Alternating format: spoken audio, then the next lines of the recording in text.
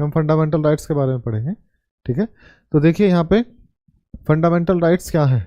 तो fundamental rights की 2 क्लासें हो चुकी हैं। अब हमें पढ़ना है कि मौलिक अधिकारों का वर्गीकरण किस प्रकार दिया गया है। तो हमने इससे पहले जो क्लास है उसमें हमने देखा कि मौलिक अधिकारों का उद्भव और विकास कैसे होता है, और इस क्लास में हम देखेंगे और के मौलिक अधिकारों का वर्गीकरण किस प्रकार से। पहली क्लास हमने की मौलिक अधिकारों का उद्भव और विकास। दूसरी क्लास जो हमने की है उस क्लास में हमने पढ़ा है कि मौलिक अधिकार और लीगल राइट्स यानी कि फंडामेंटल राइट्स और लीगल राइट्स में क्या अंतर होता है, और सकारात्मक अधिकार और नकारात्मक अधिकार अर्थात सापेक्ष और निरपेक्ष राइट्स क्या होते हैं, उनके बारे में हमने विस्तार से देखा। अब देखिए इस क्लास में हम देखेंगे कि इसमें मौलिक अधिकारों का वर्गीकरण कैसे होता है। तो वर्गीकरण के इसके 2 आधार बनाए गए हैं। एक आधार है कि भारतीय नागरिकों को प्राप्त मौलिक अधिकार, और दूसरा है विदेशी नागरिकों को प्राप्त मौलिक अधिकार। तो विदेशी नागरिकों को प्राप्त मौलिक अधिकार कौन कौन से हैं और भारतीयों को कौन से हैं। तो इसका मतलब ये नहीं है कि जो विदेशियों को प्राप्त है वो भारतीयों को प्राप्त नहीं है। जो विदेशियों को प्राप्त है वो भारतीयों को प्राप्त हैं, लेकिन जो भारतीयों को प्राप्त हैं वो जरूरी नहीं है कि विदेशियों को प्राप्त हों। ठीक है, तो इसमें इसका वर्गीकरण कैसे है इसको हम यहाँ देखेंगे। देखिए भारतीय नागरिकों को प्राप्त मौलिक अधिकार फंडामेंटल राइट्स, और विदेशियों को यानी कि फॉरेनर्स जो हैं जो बाहर से देश में आते हैं हमारे देश में, उनके लिए जो अधिकार हैं उनके लिए मौलिक अधिकारों का वर्गीकरण। तो देखिए भारतीय नागरिकों के लिए कौन कौन से अधिकार हैं। एक है धर्म, दूसरा है मूल वंश। कौन सा? धर्म, मूल वंश। दूसरा है मूल वंश, जाति, लिंग, जन्म स्थान के आधार पर विभेद का प्रतिषेध।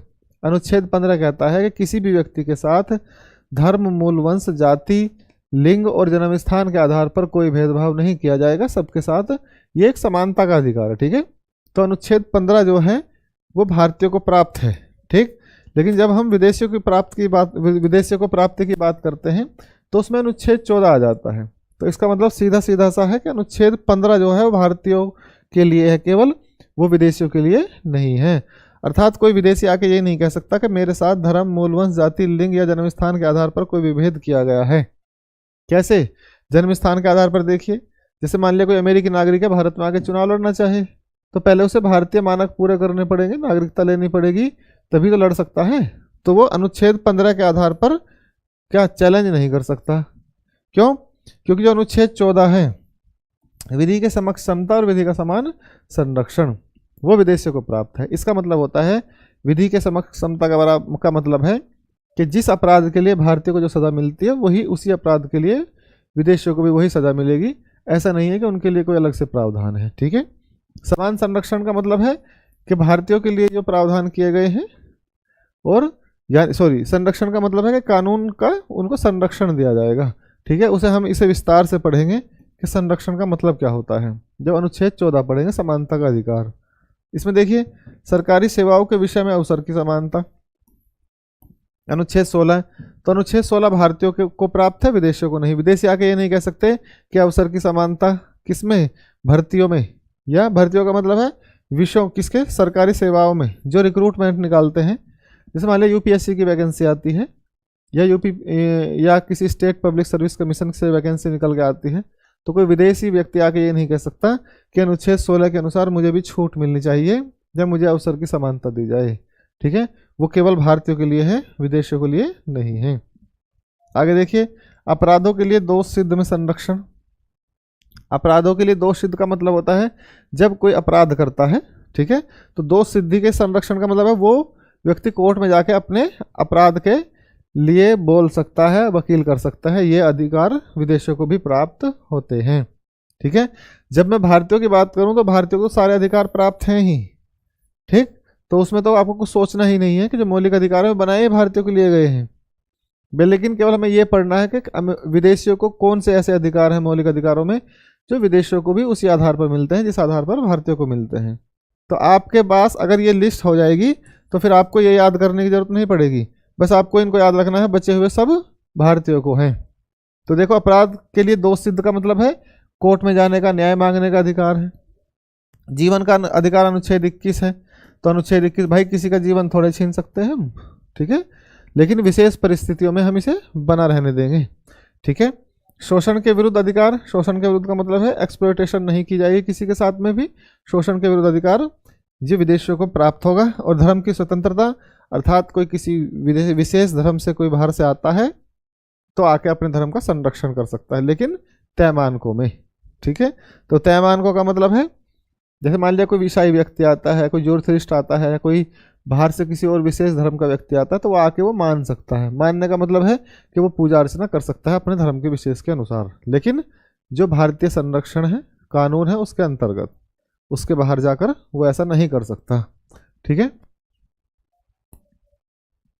अब देखिए मौलिक अधिकारों का निलंबन। अब हमें पढ़ना है मौलिक अधिकारों का निलंबन। निलंबन का मतलब सस्पेंशन। ये सस्पेंड कहाँ हो सकते हैं? सस्पेंड होने का मतलब क्या है कि जब राज्य ने लोगों को मौलिक अधिकार दिए हैं, अधिकार राज्य से मिले हैं ना, संविधान से मिले हैं, तो जो संविधान से हमें अधिकार मिले हैं उसे उन्हें सस्पेंड भी किया जा सकता है। जैसे मान लिया आपको घर से बाहर जाने का अधिकार है रात के 8 बजे तक या रात के 9 बजे तक, तो आज पापा जी ने कह दिया कि आज के 4 दिन तक आप घर के बाहर नहीं जाएंगे, तो इसका मतलब जो आपका अधिकार था वो सस्पेंड कर दिया गया। तो ऐसे ही सरकार भी आपके अधिकारों को सस्पेंड कर देती है, सस्पेंड कर सकती है। तो इसी तरीके से हमें ये देखना है कि मौलिक अधिकारों का सस्पेंशन या उनको सस्पेंड कब किया जा सकता है, कब उनका निलंबन होता है। तो लोगों के लिए कहाँ समस्याएं खड़ी होती हैं? तो देखो अत्यांतिक, इसका इसमें है कि ये अधिकार अत्यांतिक अधिकार नहीं है। अत्यांतिक का मतलब है कि नेगेटिव नहीं है। अत्यांतिक का मतलब है ये अधिकार कैसे नहीं है? नेगेटिव राइट्स नहीं है। नेगेटिव राइट्स का मतलब है ये निरपेक्ष नहीं है। कैसे नहीं है ये? निरपेक्ष। तो अत्यांतिक का ना होना या निरपेक्ष का ना होना, इसका सीधा सा मतलब है कि ये अनलिमिटेड नहीं है। अब अनलिमिटेड से भी नहीं समझ में आ रहा हो तो आप इसे ऐसे समझिए, जैसे मैं हर बार राइट टू स्पीच का एग्जांपल देता हूं। ठीक है। तो राइट टू स्पीच का या संघ बनाने का, ठीक है, या सम्मेलन करने का। जैसे मान लिया सम्मेलन करने का अधिकार है, तो अनुच्छेद 19 में सम्मेलन करने का अधिकार है। तो अनुच्छेद 19(1) में जो सम्मेलन करने का अधिकार है वो अधिकार कैसा है? अत्यांतिक नहीं है। अर्थात आप जो भारतीय मानक हैं, कानूनी अधिकार हैं, उनके अंतर्गत ही आप सम्मेलन बना सकते हैं। ऐसा नहीं है कि आप कोई ऐसा संघ बना लें या सम्मेलन कर लें कि वो आतंकवादियों का हो, या आपने कोई ऐसा बहुत ही अतिवादी कोई ग्रुप बना लिया और आप सरकार के सामने ही हथियार लेके खड़े हो जाएं। तो इसका मतलब क्या है? ये अत्यांतिक है। तो आपको अत्यांतिक नहीं होना, यानी कि अति में नहीं जाना है। या राइट टू स्पीच है तो आपको इतना नहीं बोलना है जो देश की संप्रभुता, देश की स्वतंत्रता, देश की एकता, अखंडता को खतरा पैदा हो जाए। तो राइट टू स्पीच केवल कहाँ तक है? वहाँ तक है जब तक आपके देश की अखंडता है, तब तक। ठीक है। तो उसमें दे रखा है कहाँ पे आप उसे प्रतिबंधित कर सकते हैं। तो इसमें रीजनेबल यानी कि युक्ति युक्त प्रतिबंध लगाए जा सकते हैं। तो इसमें क्या लगाए जा सकते हैं? युक्ति युक्त प्रतिबंध। किस पर लगाए जा सकते हैं युक्ति युक्त प्रतिबंध? मौलिक अधिकारों पर। इसलिए यह शब्द लिखा गया है कि अत्यांतिक अधिकार नहीं है।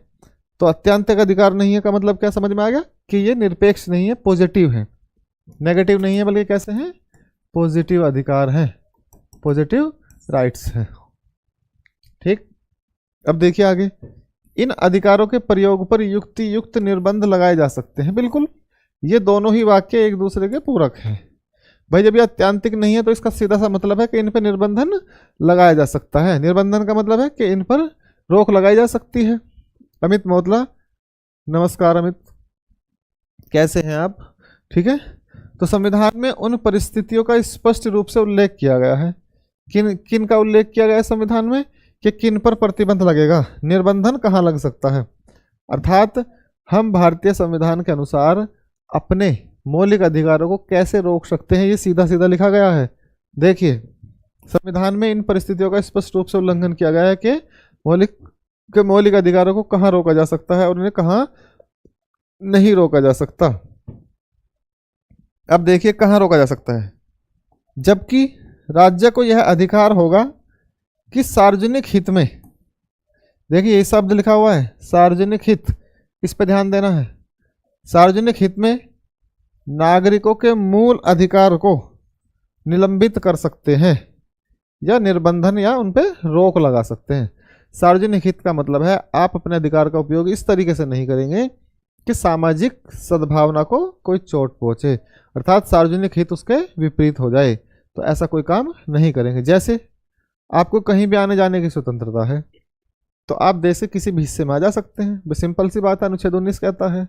लेकिन अगर कहीं पे इंसर्जेंसी हुई है तो सरकार आपको रोक सकती है। क्यों? क्योंकि वो सार्वजनिक हित की बात है, ठीक है, वो पूरे राष्ट्र की बात है। जैसे आपको कहीं भी व्यापार करने की स्वतंत्रता है, लेकिन आपको किसी विशेष राज्य या विशेष क्षेत्र में जाके व्यापार नहीं कर सकते, तो सरकार उसे रोक सकती है कि आप इस जगह पर जाके व्यापार नहीं कर सकते। क्यों? क्योंकि वहाँ उस क्षेत्र के सार्वजनिक हित की बात है, ठीक।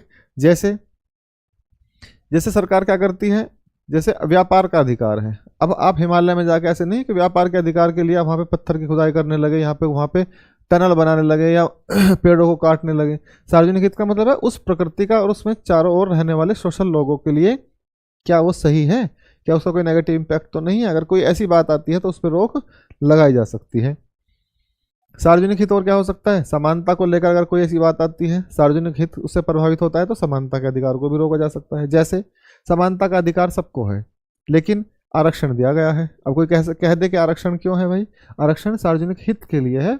पिछले हजारों वर्षों से और सदियों से जो लोग पिछड़े बने हुए हैं, जो शोषण का शिकार रहे हैं, मुख्यधारा में शामिल नहीं हो पाए हैं, सामाजिक आधार पर और आर्थिक आधार पर उनको आरक्षण दिया गया है, तो वो सार्वजनिक हित की बात है, अर्थात आपके समानता के अधिकार को रोक दिया गया। तो सिंपल सी वहाँ पे ये बात आ जाती है। आगे और कहाँ रोक सकते हैं, किसी भी आधार पर जब सार्वजनिक हित की बात हो तो वहाँ पे रोका जा सकता है। ऐसे ही तो ये शब्द आपको याद रखना है। इसमें सार्वजनिक हित में और भी चीज़ें हैं, जैसे मैं आगे डिस्कस करूँगा। सार्वजनिक हित में और क्या आ जाता है, राष्ट्र की संप्रभुता आ जाती है, राष्ट्र की एकता आ जाती है, सामाजिक सद्भाव आ जाते हैं, विदेशी देशों के साथ में संबंध आ सकते हैं, हमारे सरकार की कोई छवि खराब होती है तो उस पर रोक लग सकती है, या कभी युद्ध के समय की स्थिति है उस समय आप इनका निलंबन कर सकते हैं। तो इस प्रकार से हम इनके निलंबन को समझ सकते हैं कि मौलिक अधिकारों के निलंबन को कहाँ किया जा सकता है, उन्हें कहाँ रोका जा सकता है, ठीक है। तो इस प्रकार से देखिए, अब निम्नलिखित दशाओं में नागरिकों के मौलिक अधिकारों को निर्बंधित अथवा निलंबित किया जा सकता है। एक ही शब्द है, निर्बंधित कह दीजिए या रोक कह लीजिए, ये थोड़े से संवैधानिक शब्द हैं, थोड़े जटिल हो जाते हैं, लेकिन मैं लिख दूंगा। निर्बंधित यानी कि रोक लगा सकते हैं, रोकना, और निलंबित करना भी क्या होता है, रोकना ही होता है, ठीक है। निलंबित करने का मतलब हमेशा के लिए समाप्त करना नहीं होता, निलंबित करने का मतलब कुछ समय के लिए उन्हें रोक देना, और फिर से वो जैसे ही वो कंडीशन वापस रिकवर होगी तो आपके अधिकार भी रिकवर हो जाते हैं, ठीक है। जैसे प्रतिरक्षा सेना के सदस्यों के संबंध में अनुच्छेद 33, तो अनुच्छेद 33 क्या कहता है, प्रतिरक्षा और सेना के सदस्यों के संबंध में। इसे हम आगे पढ़ेंगे विस्तार से कि इसका क्या मतलब है। इसका मतलब है, सीधा सा अभी बता देता हूं, फिर उसे विस्तार से पढ़ेंगे। प्रतिरक्षा और सेना के संबंध का मतलब होता है कि जो सेना के लोग हैं वो अपने अधिकारों की मांग नहीं कर सकते। कैसे? जैसे मान लिया एक सैनिक लद्दाख में है, ठीक है, अब लद्दाख में ड्यूटी करने से उसकी बॉडी हार्म हो रही है, तो वो ये नहीं कह सकता कि मेरे जीवन के अधिकार का उल्लंघन हो रहा है, मैं तो यहाँ से जा रहा हूँ। सरकार उसका संरक्षण नहीं करेगी। क्यों? क्योंकि वो सेना और प्रतिरक्षा के संबंध में है, तो यहाँ पे इसको निलंबित किया जा सकता है। दूसरा, जैसे मान लिया नक्सल क्षेत्र है, तो आपके जितने भी पैरामिलिट्री फोर्स हैं, अब आपकी ड्यूटी लगा दी किसी नक्सल एरिया, बहुत ज़्यादा नक्सलाइड एरिया में, या आपके जो मणिपुर में जो इंसर्जेंसी चल रही है वहाँ पर, तो वहाँ आपकी जान को खतरा हो सकता है। सिंपल सी बात है भाई, गोली भी लग सकती है, बम भी फट सकता है, तो जीवन का अधिकार का, आपका जीवन का अधिकार खतरे में है नहीं है, तो सरकार उसके लिए जिम्मेदारी नहीं उठाती। सरकार कहती है कि वहाँ पे आपके अधिकार निलंबित हो जाते हैं। अर्थात जैसे सिंपल सा एक और चीज़ जुड़ी है, जैसे खाने के लिए को लेकर है, जैसे मान लिया सेना में खाने को लेकर कोई समस्या है, फूड अच्छा नहीं दिया जा रहा, तो सिंपल सी बात है भाई, लोगों के जीवन का अधिकार का हनन हो रहा है। एक सैनिक है, सिपाही है, उसको समस्या पैदा होती है, काम करने में कमजोरी आ गई, खाना अच्छा नहीं मिल रहा, तो उसके लिए सिस्टम अंदर ही सेना में है, आप वहाँ शिकायत करिए। आप सिविल न्यायालय में आके अपने अधिकारों की मांग नहीं कर सकते। अगर आप ऐसा करेंगे तो आप पे कार्रवाई हो सकती है। इसलिए आपने देखा होगा, जब कभी कुछ लोग भावनाओं में आकर सेना के लोग या पुलिस के लोग ऐसी गलती कर बैठते हैं, वो क्या करते हैं, वो मीडिया को बुलाकर खाना दिखा देते हैं, देखिए खाना कैसा दे रखा है, कैसी सुविधाएं हैं, क्या है, हमारे अधिकारों को हनन हुआ। अरे भाई आपके पास अधिकार है ही नहीं, हनन तो तब होगा, आपको अधिकार दिए ही नहीं गए हैं। तो इस प्रतिरक्षा के सदस्यों के संबंध का मतलब है कि पुलिस, सेना और प्रतिरक्षा यानी कि जो आपकी पैरामिलिट्री है, उसके संबंध में अगर किसी व्यक्ति के मौलिक अधिकारों को हनन हो रहा है तो न्यायालय में न्याय नहीं मांगा जा सकता, उस पर प्रतिबंध लगाया जा सकता है, उसे रोका जा सकता है। यह अनुच्छेद 33 कहता है। ठीक है, इसे अब आगे देखेंगे विस्तार से। जब सेना विधि लागू में हो, जब सेना विधि लागू हो, अनुच्छेद 34। सेना विधि लागू का मतलब है जब देश में राष्ट्रपति शासन लग जाए या सेना का शासन लग जाए, तब भी मौलिक अधिकारों का हनन हो जाता है। भाई राज्य में जब सरकार ही नहीं है तो मौलिक अधिकार कैसे, भाई सेना ने शासन करना शुरू कर दिया तो मौलिक अधिकार समाप्त हो गए, सस्पेंड हो गए। संविधान में संशोधन द्वारा, अर्थात संसद संविधान में संशोधन करके क्या कर सकती है, मौलिक अधिकारों को रोक सकती है। लेकिन इसके लिए भी एक थोड़ा सा रेस्ट्रिक्शन है कि संसद को कुछ भी संशोधन करने का अधिकार नहीं है मौलिक अधिकारों में, कि अपनी मर्जी से कुछ भी संशोधन कर देगी वो। और पता लगा कि सारे मौलिक अधिकार उठा के कहाँ, समुद्र में फेंक दिए, तो ऐसा नहीं कर सकती। अर्थात आप उनका बेसिक स्ट्रक्चर चेंज नहीं कर सकते। संविधान में संशोधन कर सकते हैं मौलिक अधिकारों को लेकर, लेकिन main structure, basic structure, doctrine और बेसिक स्ट्रक्चर मैंने आपको पढ़ाया है, उसको पढ़िए जाके पिछली क्लासों में, तो आप उसे चेंज नहीं कर सकते। तो अनुच्छेद 368 भी सीमित है। आपातकाल उद्घोषणा के अधीन अनुच्छेद 352, अर्थात जब देश में आपातकाल लागू हो जाता है तब भी आपके मौलिक अधिकार सस्पेंड हो जाते हैं, उन्हें रोक दिया जाता है। लेकिन कुछ ऐसे मौलिक अधिकार हैं जिनको सस्पेंड नहीं किया जाता, उन्हें रोका नहीं जाता। अब देखेंगे इन्हें आगे कौन से हैं वो। प्रतिरक्षा सेना के संबंध में, अब देखिए जो मैंने अभी आपको 2 मिनट पहले जो बात कर रहे थे, इनको दोबारा से देखते हैं। प्रतिरक्षा और सेना के संबंध में देखिए क्या है प्रतिरक्षा और सेना के संबंध में।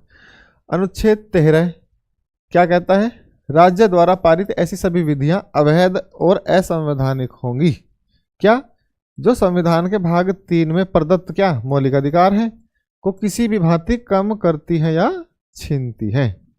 ठीक है, इसका सीधा सा मतलब ये है कि अनुच्छेद 13 ये कहेगा, या अनुच्छेद 13 ये कहता है कि ऐसी सभी विधियां और ऐसे सभी विधियां या पारित कानून क्या होंगे, वे कम हो जाएंगे या उन्हें अमान्य माना जाएगा अगर वे मौलिक अधिकारों को कम करती है।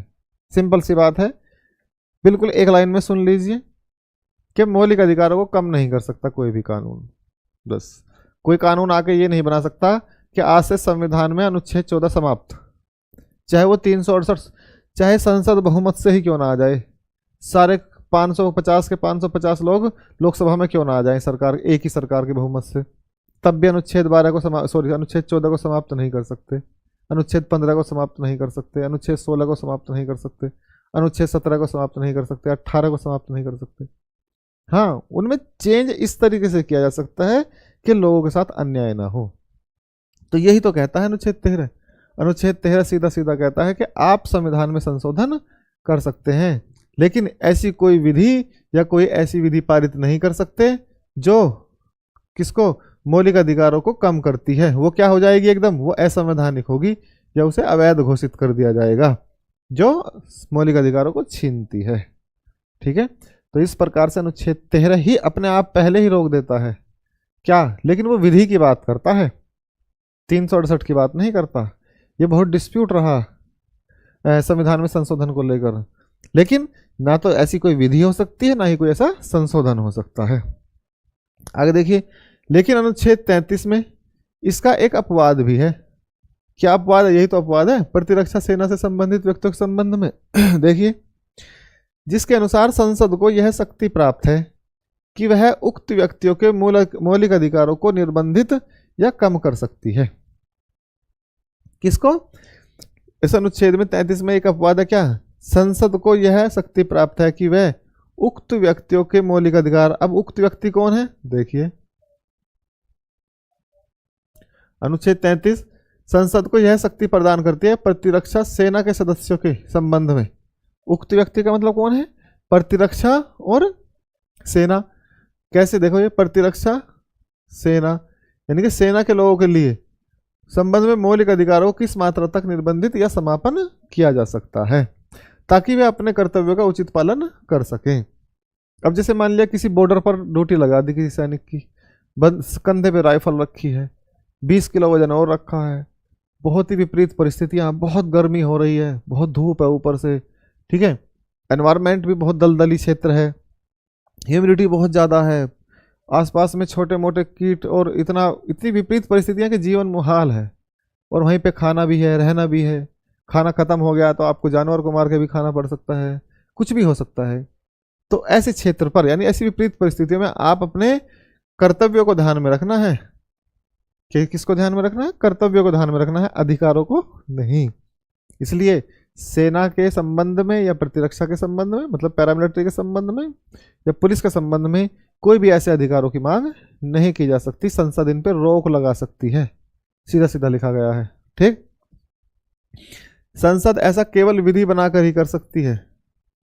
संसद ऐसा केवल विधि बनाकर का मतलब है कि प्रस्ताव लाकर संसद में कानून बनाकर ऐसा कर सकती है। अनुच्छेद 33 के अंतर्गत प्राप्त शक्ति का प्रयोग करके संसद ने निम्नलिखित अधिनियमों को पारित किया है। इससे पहले काम हो चुका है, ऐसा नहीं है कि काम नहीं हुआ। कब? जैसे 1950 में देखिए सेना अधिनियम आया, 1950 का वायुसेना अधिनियम आया और नौसेना अधिनियम आया। तो वायुसेना, नौसेना और सेना के अधिनियम जो हैं उनमें ये चीज़ें लिखी गई हैं, कहाँ कहाँ आपके अधिकार संरक्षित रहेंगे और कहाँ आप अपने अधिकारों की मांग नहीं कर सकते। सीधा सीधा अनुच्छेद 33 ये कहता है। अनुच्छेद 33 पढ़ाने की अब जरूरत नहीं बची है, बिल्कुल आपको अच्छे से समझ में आ गया होगा। ठीक है, आगे देखिए। जब सेना विधि या मार्शल लॉ लागू हो, अर्थात जब देश में कोई सैनिक विधि लागू हो या मार्शल लॉ लागू हो, कहने का मतलब है सरकार समाप्त हो जाए और मिलिट्री शासन लागू हो जाए, तो तब क्या हो सकता है? तब देश में मौलिक अधिकारों को समाप्त किया जा सकता है। अनुच्छेद 34 संसद को नागरिकों के मौलिक अधिकारों पर जब किसी क्षेत्र में सेना विधि लागू है तो निर्बंधन लगाने की शक्ति प्राप्त करती है। जैसे मान लिया मणिपुर का भी क्षेत्र था, मणिपुर के क्षेत्र में आपने देखा कि सैनिक शासन लगाना पड़ा, ठीक है, तो वहाँ के लोगों के मौलिक अधिकारों के हनन हुए। तो अब वे लोग क्या कर सकते हैं? अब उन लोगों के लिए मौलिक अधिकारों का कोई वैल्यू नहीं बची है। लेकिन ऐसा नहीं है कि वे समाप्त हो गए थे। जिन लोगों के साथ अन्याय हुआ है वे कोर्ट में जाके चैलेंज कर सकते हैं, लेकिन अगर कानून बना दे संसद तो फिर नहीं हो सकता। सीधी सीधी सी बात है कि संसद को यह अधिकार प्राप्त है। जब संसद को कब प्राप्त है? जब सैनिक कानून लागू होगा किसी क्षेत्र में या पूरे देश में। ऐसे समय में संसद विधि द्वारा मौलिक अधिकारों के प्रयोग पर या तो पूर्णता का मतलब पूरी तरीके से समाप्त कर देगी, या अंशतः यानी कि कुछ अधिकारों को बने रहने दे सकती है और कुछ को समाप्त कर सकती है, अर्थात निर्बंधन लगा सकती है। आगे देखिए, वस्तुतः जहां सेना विधि लागू होती है, जहां सेना विधि लागू होती है, इसका मतलब क्या है? जहां सेना विधि लागू होने का मतलब क्या है? अर्थात जहां पर सरकार, क्षेत्रीय सरकार ना हो, राज्य की सरकार ना हो, या पूरी सेंटर की ही सरकार ना हो, पूरी तरीके से सेना विधि लागू है, वहां नागरिकों के मौलिक अधिकार स्वतः निलंबित हो जाते हैं। उनको निलंबित घोषित कर दिया जाता है, या तो स्वतः ही हो जाएंगे या सरकार उन्हें घोषणा के माध्यम से निलंबित कर सकती है। सेना विधि के प्रवर्तन के समय नागरिक न्यायालयों का निलंबन हो जाता है। नागरिक न्यायालयों का निलंबन का मतलब है कि जो आपकी न्यायपालिका है वो काम नहीं करती। नागरिक न्यायालयों का निलंबन, ये सब देखिए किसके समय? सेना विधि के प्रवर्तन के समय इनका निलंबन हो जाता है। यानी कि संसद क्षतिपूर्ति इंडेमिनिटी अधिनियम पारित करके ऐसी विधि या ऐसी अवधि में सेना प्राधिकारी द्वारा सेना विधि के अधीन दिए गए दंड या किए गए कार्यों के दायित्व से उन्हें मुक्ति प्रदान कर सकती है। इसका सीधा सा मतलब क्या है कि अगर संसद क्षतिपूर्ति के लिए कोई बिल लाती है तो सेना के द्वारा जो काम किए गए थे उस समय उन्हें माफ किया जा सकता है। ठीक है, अब देखिए एक आधार और बचा हुआ है, आपातकाल और मौलिक अधिकार। आपातकाल और मौलिक अधिकार का क्या मतलब है? कि आपातकाल के समय आपके मौलिक अधिकारों का निलंबन। देखिए इसका आधार क्या हो सकता है? युद्ध।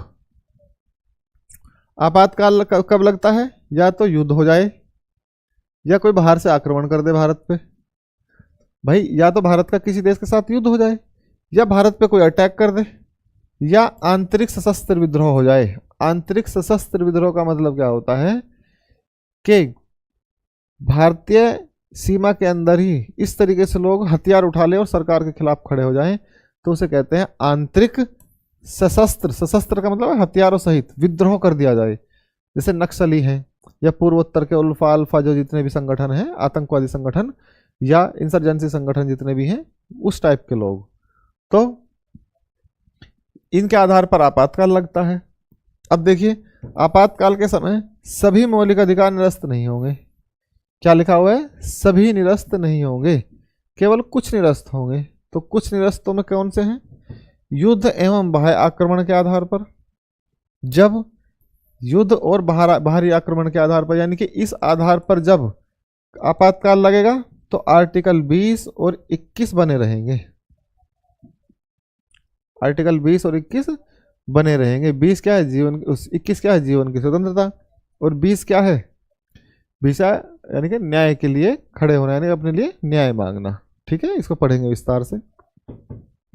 सशस्त्र विद्रोह के आधार पर 19 समाप्त नहीं होगा, 19 भी बना रहेगा। ठीक है, सशस्त्र विद्रोह का मतलब है कि जब आंतरिक सुरक्षा खतरे में आ जाए, इन दो को छोड़कर अगर इसके आधार पर कोई लगता है, हथियारों के बल पर लोग खड़े हो जाएं, तो फिर 19 भी बना रहेगा, 20 भी बना रहेगा और 21 भी बना रहेगा। दूसरे समाप्त हो जाएंगे। समझ में आ गई आपको बात? तो ये इस तरीके से आपातकालों के समय मौलिक अधिकारों का संरक्षण होता है। अब देखिए, मौलिक अधिकारों के विरुद्ध संरक्षण। मौलिक अधिकारों के विरुद्ध संरक्षण का क्या मतलब है? देखिए, मौलिक अधिकारों का जन्म ही जनता और राज्य शक्ति के बीच संघर्ष का परिणाम है। इसको मैं आपको लिख के बताऊंगा, ऐसे आपकी समझ में नहीं आएगा। देखिए, व्यक्तिगत स्तर और राज्य का स्तर। राज्य एक संगठित संस्था है, ठीक है, और संगठित संस्था किस तरीके से काम करती है? सेंटर से राज्यों में, राज्यों से फिर क्षेत्रीय स्तर पर। तो राज्य का ढांचा बहुत बड़ा होता है। तो राज्य चाहे तो लोगों पर अतिक्रमण कर सकता है या उन पर नियंत्रण कर सकता है, और वो नियंत्रण इतना बढ़ सकता है कि लोगों के मौलिक अधिकारों का हनन हो सकता है। जैसे राज्य में कहीं किसी विशेष क्षेत्र में कोई मार्शल लॉ लगा के और वहां के लोगों के लिए अनुच्छेद 20 और 21 समाप्त कर दे, तो ऐसा तो राज्य नहीं कर सकता। तो अगर ऐसा राज्य करता है तो उसके लिए कौन बैठा है? फिर न्यायपालिका बैठी है। या राज्य कोई ऐसा अधिकार, कोई ऐसा प्रस्ताव पारित कर दे कि समानता का अधिकार समाप्त होता है, अस्पृश्यता का अधिकार समाप्त होता है, धर्म की स्वतंत्रता समाप्त होती है, तो ऐसा तो नहीं कर सकता राज्य। अगर राज्य ऐसा करता है तो इससे कौन इफेक्ट हो रहा है? इससे डायरेक्ट आपका कोई एक व्यक्ति इफेक्ट हो रहा है जो प्राइवेट स्तर पर है। तो वो व्यक्ति उस राज्य के खिलाफ कहाँ चला जाएगा? न्यायपालिका में चला जाएगा। और इस पर यही लिखा हुआ है कि मौलिक अधिकार राज्य के विरुद्ध संरक्षण है। अर्थात जो आपके मौलिक अधिकार जो आपको दिए गए हैं वे राज्य के विरुद्ध हैं, क्योंकि राज्य बहुत बड़ी संस्था है, आपके मौलिक अधिकारों का हनन कर सकती है। इसलिए राज्य को शक्तिशाली ना बना के उसको बैलेंस किया गया है। किसके सापेक्ष? एक नागरिक के सापेक्ष। कैसे? देखिए, मौलिक अधिकारों का जन्म जनता और राज्य के बीच शक्ति का संघर्ष का परिणाम है। जनता और राज्य शक्ति के बीच संघर्ष। राज्य शक्ति का मतलब है जो शासन करता है, चाहे वो प्रतिनिधि हो, चाहे वो कोई राजा हो, और जनता और यहाँ कौन सी शक्ति है? राज्य की शक्ति। इनके बीच क्या होता है? संघर्ष पैदा होता है हमेशा। भाई आपको जो सुविधाएं चाहिए, संसाधन चाहिए, वो किससे चाहिए? राज्य से चाहिए। भाई आपको बिजनेस करना है तो आपको लाइट चाहिए, आपको रॉ मटेरियल चाहिए, आपको अच्छी सड़कें चाहिए, आपको लॉ एंड ऑर्डर अच्छा चाहिए। तो जब आपने वोट देकर किसी को बैठाया हुआ है तो आप उससे मांग करेंगे ना। तो जनता के और राज्य के बीच में हमेशा कॉन्ट्राडिक्शन बना रहता है। इसी कॉन्ट्राडिक्शन के बीच राज्य जब कभी डिक्टेटर बन जाता है तो वो लोगों के अधिकारों का हनन करने लगता है। वही लोगों के अधिकारों के जब हनन होते हैं तो फिर लोग कहाँ जाए? मान लिया आप ये कोई जनता है, जनता में फिर पूरी जनता नहीं है, मान लिया ये ए नाम का व्यक्ति है या बी नाम की कोई संस्था है, ये बिजनेस करना चाहती है, लेकिन राज्य ने टांग अड़ा दी कि नहीं करने देंगे, ये करिए वो करिए। तो बिजनेस का अधिकार भाई एक तरीके से अनुच्छेद 19 है और वो आपके जीवन से सीधा सीधा जुड़ा हुआ है। ठीक है, तो अगर राज्य रोक दे इस बात को तो जनता कहाँ जाए भाई, जनता तो कुछ नहीं कर सकती, क्योंकि राज्य के पास में पुलिस है, सेना है, पैरामिलिट्री है और बहुत प्रशासन है उसका, क्या बिगाड़ लोगे तुम राज्य का। लेकिन राज्य को यहाँ सीमित किया गया है, यहाँ पे न्यायपालिका बैठी है, तो ये लोग कहाँ जाएंगे, ये न्यायपालिका में जाएंगे और न्यायपालिका में किसकी मांग करेंगे, अपने अधिकारों की मांग करेंगे। इसलिए मौलिक अधिकार किसके विरुद्ध संरक्षण है, राज्य के विरुद्ध संरक्षण है, ये बात आपको ध्यान रखनी है। अगर जैसे मान लिया ए नाम का व्यक्ति है, ए नाम के व्यक्ति को बी नाम का कोई व्यक्ति काम करने से रोकता है, तो अब ये मौलिक अधिकार का उल्लंघन नहीं माना जाएगा, ये क्या माना जाएगा, ये लॉ एंड ऑर्डर का उल्लंघन है, यानी कि ये विधि का उल्लंघन है। जब प्राइवेट संस्था या प्राइवेट संस्था प्राइवेट व्यक्ति या प्राइवेट व्यक्ति और प्राइवेट संस्था इस तरीके से एक दूसरे के अधिकारों का उल्लंघन करते हैं, तो आप निचले न्यायालयों में जा सकते हैं, पुलिस के पास जा सकते हैं, एफआईआर लिखा सकते हैं। लेकिन अगर प्राइवेट व्यक्ति यानी कि सिंगल व्यक्ति और राज्य या प्राइवेट संस्था और राज्य के बीच में कोई संघर्ष होता है तो आप सुप्रीम कोर्ट और हाई कोर्ट जा सकते हैं, तब उस समय वो मौलिक अधिकारों का उल्लंघन माना जाएगा। ठीक है, तो इस प्रकार से आपको ये देखना है, व्यक्ति अपने अधिकारों की संवैधानिक सुरक्षा राज्य शक्ति के विरुद्ध ही आवश्यक समझता है। भाई राज्य ही तो इतनी मजबूत संस्था है, तो उसके विरुद्ध उसे शक्ति वो चाहिए सुरक्षा, तो राज्य शक्ति के समक्ष वह कमजोर हो जाता है। बिल्कुल वही बात है। भारतीय संविधान भाग 3 द्वारा अधिकार राज्य शक्ति के विरुद्ध गारंटी देते हैं। तो भाग 3 में जो मौलिक अधिकार दिए गए हैं वे किसके विरुद्ध गारंटी है, वो राज्य के विरुद्ध गारंटी है, किसी व्यक्ति के विरुद्ध नहीं। ऐसे नहीं कि सुधीर के किसी मौलिक अधिकारों का उल्लंघन कर लिया किसी विशेष नाम के व्यक्ति ने, जैसे मान लिया रमेश नाम के व्यक्ति ने सुधीर नाम के व्यक्ति के मौलिक अधिकारों का उल्लंघन कर दिया। कैसे कर दिया, मान लिया सुधीर बोलना चाहता था लेकिन उसने आगे कहा कि आप नहीं बोल सकते, तो ये मौलिक अधिकार का उल्लंघन नहीं है। ये क्या उल्लंघन माना जाएगा, ये लॉ एंड ऑर्डर का मैटर है, ये कहाँ जाएगा, पुलिस में एफआईआर के माध्यम से निचले कोर्ट में। लेकिन अगर राज्य मेरे ऊपर ये कह दे कि सुधीर नाम का व्यक्ति आज से लेक्चर नहीं देगा या स्पीच नहीं कर सकता, तो मैं सुप्रीम कोर्ट जा सकता हूं। क्यों, क्योंकि वो राज्य के विरुद्ध संरक्षण है, वो मौलिक अधिकार का उल्लंघन माना जाएगा। ठीक है, तो न कि सामान्य व्यक्तियों के अवैध कृत्यों के विरुद्ध, अर्थात सामान्य व्यक्ति अगर अवैध कृत्य कर रहे हैं तो संरक्षण उनके विरुद्ध नहीं है, राज्य के विरुद्ध संरक्षण है। कौन है, न्यायपालिका बैठी है। व्यक्तियों के अनुचित कृत्यों के विरुद्ध साधारण विधि में अनेक उपचार उपलब्ध हैं, अर्थात कोर्ट कहता है कि अगर कोई व्यक्ति का उल्लंघन करता है अधिकारों का तो उसके लिए बहुत सारे उपचार हैं सामान्य विधियों में, आप उसके माध्यम से न्याय पा सकते हैं। तो इसके अतिरिक्त वह दूसरे व्यक्ति के विरुद्ध उतना असहाय और असक्त नहीं होता जितना राज्य के। जैसे मान लिया रमेश नाम के व्यक्ति ने सुधीर नाम के व्यक्ति को आके ये बोल दिया कि आप लेक्चर नहीं ले सकते, तो सुधीर रमेश के सामने इतना असहाय महसूस नहीं करेगा। अगर रमेश की जगह राज्य ही कह दे, भारत सरकार कह दे कि आज से सुधीर लेक्चर नहीं लेगा, तो सुधीर तो असहाय है भाई, भारत सरकार से कैसे लड़ा जाएगा। तो भारत सरकार से ऐसे लड़ा जाएगा कि भारत सरकार के विरुद्ध अपील दायर की जा सकती है, कहाँ, कोर्ट में, सीधे हाई कोर्ट में जा सकता है सुधीर नाम का व्यक्ति और अपने अधिकारों की मांग कर सकता है। तो ये राज्य के विरुद्ध संरक्षण है, किसी व्यक्ति के अवैध कृत्यों के विरुद्ध नहीं। ऐसा नहीं कि किसी व्यक्ति ने कोई क्राइम कर दिया तो आप सुप्रीम कोर्ट चले जाएंगे, भाई नहीं। अगर राज्य कोई ऐसा क्राइम कर रहा है कि लोगों के अधिकारों का उल्लंघन हो रहा है तो आप सीधे सुप्रीम कोर्ट जाएंगे।